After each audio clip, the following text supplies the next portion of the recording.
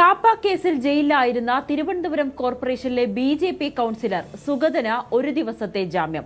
സത്യപ്രതിജ്ഞ അസാധുവാക്കിയ സാഹചര്യത്തിൽ വീണ്ടും സത്യപ്രതിജ്ഞ ചെയ്യാനാണ് ജാമ്യം അനുവദിച്ചത്. ജൂലൈ 13 വൈകിട്ട് 5 മണി മുതൽ ജൂലൈ 14 രാത്രി 9 മണിവരെയാണ് നെടുമങ്ങാട് കോടതി ജാമ്യം അനുവദിച്ചത്.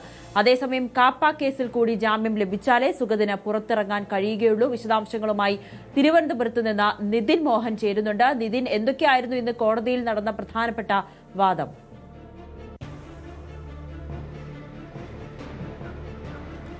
നവമി, കുറച്ച് ദിവസങ്ങളായി നാടകീയമായ രംഗങ്ങളാണ് ഒരു കൗൺസിലറിന്റെ പേരിൽ തിരുവനന്തപുരത്ത് നടന്നുകൊണ്ടിരിക്കുന്നത്.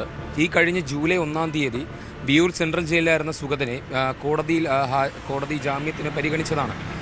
അത് 2 കേസുകളിലാണ്. ഒന്ന് ഈ പറയുന്ന അമ്പലപ്പറമ്പിൽ അടിയുണ്ടാക്കിയ ഒരു അടിപിടി കേസിലും CPM പ്രവർത്തകനെ ആക്രമിച്ച ഒരു കേസിലും പിന്നീട് അറസ്റ്റ് ചെയ്യാൻ വന്നപ്പോൾ പോലീസുകാരെ മർദ്ദിച്ച കേസിലുമാണ് കോടതി അന്ന് പരിഗണന നൽകിയത്.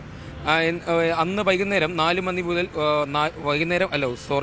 ഉച്ചയ്ക്ക് 1 മണി മുതൽ വൈകുന്നേരം വരെ പോലീസ് കസ്റ്റഡിയിൽ സുഗതനെ അന്ന് വിട്ടു നൽകിയതാണ്.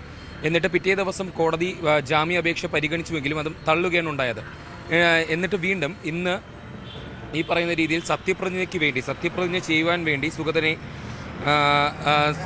അനുവദിക്കണമെന്ന് ആവശ്യപ്പെട്ടുകൊണ്ട് അവർ കോടതിയിൽ ഒരു ഹർജി നൽകിയിരുന്നു. അതിൽ കോടതി സുഗതനെ ഇടക്കാല ജാമ്യമാണ് അനുവദിച്ചത്. അതിൽ സത്യപ്രതിജ്ഞ ചടങ്ങിൽ പങ്കെടുക്കാൻ വേണ്ടി മാത്രം. അതിൽ ജൂലൈ 13 വൈകിട്ട് 5 മണി മുതൽ ജൂലൈ 14 രാത്രി 9 മണി വരെയാണ് കോടതി ജാമ്യം അനുവദിച്ചത്. നെടുമങ്ങാട് സെക്കൻഡ് ക്ലാസ് ജുഡീഷ്യൽ കോടതിയാണ് ജാമ്യം അനുവദിച്ചത്. പക്ഷേ സത്യപ്രതിജ്ഞയ്ക്ക് കുറച്ച് കടമ്പകൾ കൂടിയുണ്ട് നവമി. കാരണം സുഗതൻ നിലവിലൊരു കാപ്പ കേസ് പ്രതിയാണ്. അതിൽ കാപ്പ കോടതി വിധിച്ചത് പ്രകാരം 6 മാസത്തേക്ക് കോടതി ജില്ലയിൽ പ്രവേശിക്കാൻ ഈ പറയുന്ന സുഗതന് അനുവാദമില്ല. അപ്പോൾ എങ്ങനെ സത്യപ്രതിജ്ഞയ്ക്ക് പങ്കെടുക്കുമെന്നുള്ളൊരു ആശയക്കുഴപ്പം നിലവിലുണ്ട് നവമി.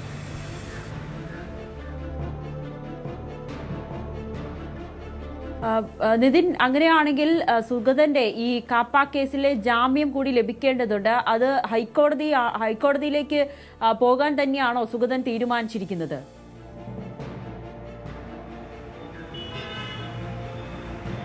അതെ, ഇതിപ്പോൾ ഹൈക്കോടതി ജാമ്യം നൽകിയാൽ മാത്രമേ, കാരണം നമുക്കറിയാം 20 കൗൺസിലർമാർ വീണ്ടും സത്യപ്രതിജ്ഞ ചെയ്യേണ്ട ഒരു ആവശ്യകത തിരുവനന്തപുരം കോർപ്പറേഷനിലുണ്ടായിരുന്നു.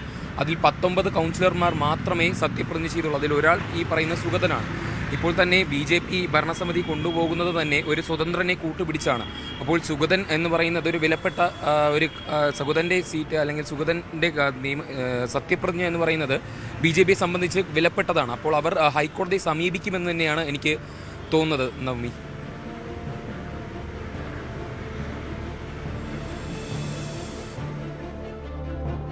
ശരി, നിതിനാണ് വിശദാംശങ്ങൾ നൽകിയത്. എന്തായാലും സുഗതന് 2 കേസിൽ ജാമ്യം ലഭിച്ചിരിക്കുകയാണ്. അതേസമയം കാപ്പ കേസിൽ കൂടി ജാമ്യം ലഭിച്ചാൽ മാത്രമേ സത്യപ്രതിജ്ഞയ്ക്കായി എത്താൻ കഴിയുകയുള്ളൂ. അതിൽ തീരുമാനമെടുക്കേണ്ടത് ഹൈക്കോടതിയാണ്. വിശദാംശങ്ങൾ നൽകുകയായിരുന്നു നിതി.